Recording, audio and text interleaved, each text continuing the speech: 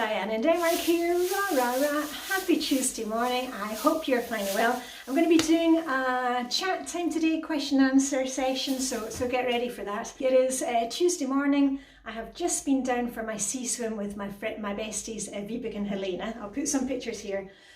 Cold again here in Denmark this morning. It's more like November than the month of May. The air temperature today was about 5 degrees Celsius with really strong winds, which is about 41 F. So anyway, we've warmed up again, and as I'm going to be doing a chat video today, maybe you want to grab your favourite drink. I've got some Earl Grey tea in my new mug.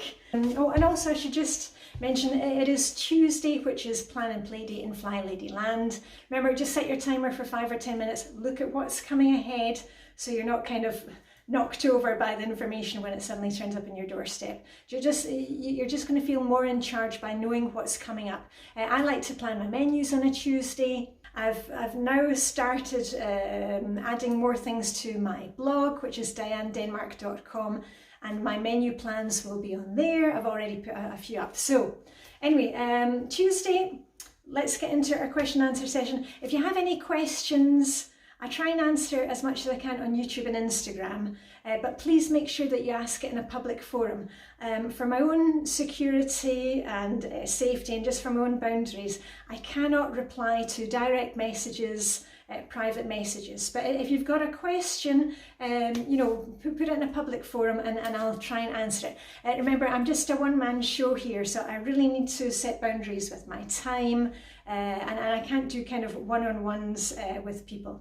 And what else was going to say? Oh yeah, and thank you. And I know a lot of you have asked for my address, want to send me a gift, things like that. I just can't accept gifts, but if you want to maybe make a donation to your favourite charity or whatever it is that you're making or whatever, give it to a friend or a neighbour, that would be a great solution. So anyway, let's get into the questions, and there have been a few things that have come up this week. Let me just check my list. Oh yeah, there was a question on my video yesterday. The question was about the timer. Now the lady was finding it difficult to get motivated. We've talked about motivation a lot. It's probably on one of the question answer videos here. I'll put all the links on here. If you want to know all the other question answer sessions that we've had, they're up there. About using the timer. Now you know me, I love the timer. The timer helps us to get going on days that we're really not feeling like it, because it gives us that authority to say, okay, I'm only going to do 10 minutes, and it helps us to get started. And once we get started, sometimes we have that problem of going down the rabbit hole and not wanting to come out of the task again, or feeling like we have to finish the whole task. That's why I love using the timer. Now, you don't have to use a timer. If you're not comfy with the idea of using a timer, there are plenty of other things that you can use. I'll tell you what I use. First of all, I use the radio news a lot. Quite often, if I'm in the kitchen, I go into the kitchen just before the top of the hour, because I'm listening to the radio news and I'm, you know, getting the latest information on lockdown or whatever it is, and I can be doing some kind of mundane task at the same time, so it doesn't feel like I'm actually working. I'm just kind of listening to the news and doing other stuff. I also like to listen to audiobooks. I'm actually listening to one at the moment. It's a Christmas cozy crime mystery, and actually a good one. Also, the books that I'm reading at the moment, I'll start adding those onto my blog, because it's probably easier to find them there than on YouTube videos. So I use audiobooks, but what I do is, before I listen to the audiobook on my, you know, I've got it on my telephone or excuse me, or on the iPad, I actually set a timer on my phone for say 20-25 minutes, and then I start the audiobook, and then I can be, you know, out in the garden, doing parts of my weekly home blessing hour, things like that. And then the timer will go off and remind me, okay, you know, you've done enough now. So you can use audiobooks. Also, I've talked a lot about, I use music. perhaps say, okay, I'm going to listen to 3 songs on the radio and do some cleaning in the bathroom. I have a Spotify list that I use for my daily exercise. You know, when I'm running, I use the same music if I'm out in the garden just to get me going, and it just kind of, that's what motivates me. As I said, maybe you prefer to listen to an audiobook. I know many of you watch my videos, that's a great way to get motivated. And also I try and keep my videos short, so it shouldn't be longer than, you know, a 15-minute session, which is what we're ideally going for. So that was it about the timer. Oh, and a question about laundry. Also, I think that came in on yesterday's video, because I was working with you. Hopefully you were working along with me in the bathroom. About how do I do my laundry and how I sort laundry. I've got a whole playlist called LOL, Load of Laundry. I've got lots of laundry tips there, and I explain how we don't use a tumble dryer. I explain to you why we don't have one, how we get the clothes dried. But for sorting laundry, to answer that particular question, I sort our laundry basically into 3 loads. We've got darks, which would be something like this, lights, which would be jacket. All my things are machine washable. And as I've explained many times before, I don't wash things after one wear. If it's something that's close to the skin, of course it will be washed. But if it's something like I was wearing yesterday, case in point, this is my sweater that I was wearing yesterday, I will air that and wear it several times. So I'm not washing after one wear. It's the same for you know, trousers, jeans, things like that. They can be worn more than once. Obviously, if you are working down a coal mine, or if the kids are rolling around in the grass, you'll probably want to wash them after one wear. That's kind of stating the obvious here. But so we have dark wash, light wash, and I also have a hot wash, which I use for things like towels, sheets, anything that, you know, my cleaning rags, anything that needs a hot wash. And I keep it to that. When I wash things on a cool wash, I use washing liquid, you know, the stuff that you can pour. When I do a hot wash, I use washing powder, you know, the old-fashioned powder.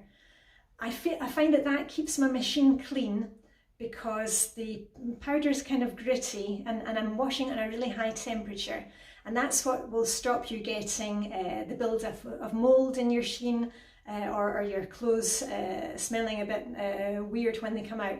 I also, once I'm finished with the washing machine, excuse me, I've got a frog in my throat this morning, I should have some of my tea. I always leave the door open, and the little detergent tray, I always leave those open. Our washing machine is in a room in the basement, so it doesn't look out of place for me to have the door and stuff open. It'll depend where you have your washing machine, but I like to keep it really simple. And no, I haven't had problems with transfer of dyes and stuff like that. It may depend on where you are buying your clothes, or what kind of quality they are, but basically I've got in 3: lights, darks, and then hot wash. So anyway, hope that covered that. And as I said, there's plenty more information on my LOL Load of Laundry playlist. Moving quickly on to the next one. One that comes up often: where do I get my clothes? If you follow me on Instagram, you'll know that I post pictures of my outfits of the day, and I've also started adding a kind of roundup of that on my blog, dianedenmark.com. Most of my clothes come from our famous clothes swap parties that I hold here with my friends, or from charity shops. For example, case in point, my top today, that was from a Swedish charity shop. The silk camisole that I've got on underneath, which I'm not going to show you, don't worry, that came from a clothes swap party. I mention the brands of things in my clothes swap party videos, just but it's not usually where I will buy my clothes. It's just things that I find. But you know me, I love the Dressing Your Truth system for my capsule wardrobe, because it's really helped for me, I've always loved clothes and loved all different clothes, but it wasn't until I found Dressing Your Truth that I can kind of see the science of why I'm attracted to certain things and why certain things look good on me and other things feel too much or too harsh. So if you haven't dived into Dressing Your Truth, you can go to dressingyourtruth.com. There's a free course there that you can do. And I also have to say about this, those of you who have been following me for a long time, or even knew about me from my days of blogging back in when I started 2009, I've been through a bit of a style transformation the last couple of years. I've been honing my skills with the Dressing Your Truth thing. And when I first started it, a lot of you out there, I won't name any names, you know who you are. You were like, oh, I don't like your new haircut, and I don't like that, and no, this isn't, I prefer the old you. And now, 2 years down the road, a lot of you have followed me to the Dressing Your Truth thing, and you're in the same groups there, and so there you go. We can all live and learn, and I hope I hope you've come to love the new look. I know I love my new look, and I feel much brighter. Not just on the outside, but also on the inside. So there we go. Let me just check my list. Lots of Flylady questions this week. A Flylady question about zone cleaning. A lady has really enjoyed using the Flylady system, and the routines are going well, but the zone cleaning, she just can't quite get into it. And I'm going to say to you again here, don't worry about doing it all perfectly. When you start with the zone cleaning, just go for one of the missions per week. You don't need to be doing 15 minutes of zone cleaning every day. I've told you before, I change it up from week to week. Quite often, as you saw in yesterday's video, I'll spend 15 minutes in the zone at the beginning of the week, focusing on that area for 15 minutes. And then the rest of the week, I'll maybe just do 1 or 2 minutes in there. I might not do anything at all, depending on my mood. We've really got to step back from that idea of thinking, okay, I'm going to start whatever is like the daily focus or the zone cleaning and have to do it perfectly. There is no perfect way to do Flylady. I've said this before. The only thing that you can do wrong in Flylady is not doing anything at all. Any little thing that you do, whether it is cleaning off a hot spot for 2 minutes, whether it is knocking something off of your weekly home blessing hour, everything all adds up, and it's just pushing us forward all the time, and we're just taking these little steps. So don't worry about the zone cleaning things. There may be 1 week where you do all the missions and do all the cleaning and get all the items ticked off, and then the next week you just have to go back to basics and just stick with your morning routine and your evening routine and go with that. So don't worry about being consistent with the zone cleaning in the beginning. The main thing to do is have it written down. If you've got a list, at least you've got something to work from instead of that kind of fumbling in the dark. And the other question that came up also in relation to cleaning, specifically cleaning, was weekly home blessing hour. And the lady said to me, okay, she'd come to the dreaded mopping. And you might want to think about the words that you're using for these things. If you're saying to yourself, oh, the dreaded mopping task, you're already kind of putting yourself into that kind of funk. And you know me, I never call a spade a spade. I always try and find something fun to call it. But when I'm cleaning my my dish caddy, my little dish caddy that you see on Instagram, my shiny sink picture. When I clean that, when I give it a really good deep clean, I'll give it a really good scrub, and then I put it in the dishwasher. And I always say, it's going for a spa treatment. Just try and think up the actual words that you're using for these things. Often it helps you just to approach it in a more positive mindset. Anyway, she was getting on to the mopping, and she had a question. When you're just starting out, should she do a really good deep clean of the area first and then kind of do the upkeep thing, or should she just keep to the weekly home blessing hour?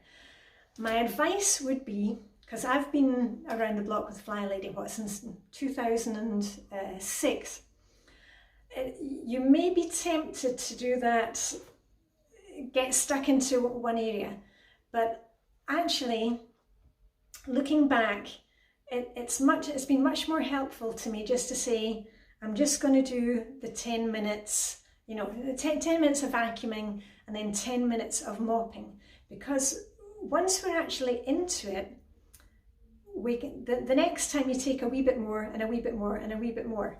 If you start off with that, having to get the whole area clean right down to the corners and out with your little toothbrush, you're just going to tire yourself out. And you know what it's like. I mean, hands up, we've all been there, done that. I mean, if you look back at the old blog posts that I've written, you've seen how I have used the system over the years.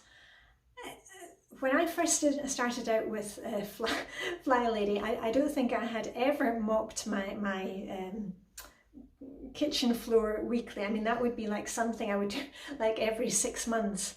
And then I would be embarrassed about it, or my husband would start doing it. I would be like, oh no, that's my job and I should have been doing it. And now, because I just get on and say, okay, I'm just going to do, 10 minutes mopping in the hall and in the kitchen, it gets done regularly. And what happens when it gets done regularly? It never gets that bad. So I would just stick to the basics. And there's a really good expression in Danish about eating cheese. Like, just appreciate the cheese. Don't worry about all the big holes in the cheese. And that's the same thing with the Flylady system. Don't worry about if there's kind of big holes in it. Just appreciate the whole system, that you've actually got an idea of where to be going forward with this. Hold on, let me just check and I'll see if there's anything else. Oh, just I had to have a wee sip of my Earl Grey before it goes completely cold. I will check in with you tomorrow, because I've had some great ideas of what we can do in Flylady Zone 3. I've put up the ideas for Zone 2. They're already on my blog, dianedenmark.com, and it just gives us some ideas of things we can do in the zone, pamper ideas, or self-preservation as I like to call it, in the zone, ideas for what you can do in your garden using the zone idea. Remember, I've said to you, I shop by zone, I garden by zone, I do my self-care by zone, and it just gives us something to look at and keeps the thing fresh. So we're not reinventing the wheel here, but we're just giving ourselves possibilities, and it just keeps things ticking along. And the other thing I was going to say is, I'm going to be finishing off my weekly home blessing hour today. Yesterday I was doing a lot of zone work. I also repotted the plant that I had in the bathroom, so I got that done. And I was going to vacuum yesterday, but hubby was on calls all day, and also my daughter, so I didn't get to that, but I will get to it today, and I will get it checked off my list. Remember, I have these on the blog, so if you want to make your own, you can find them there. And I think that was it. So, and I tell you what, just at the end of this video, I like to leave you with a wee bright spot in your day.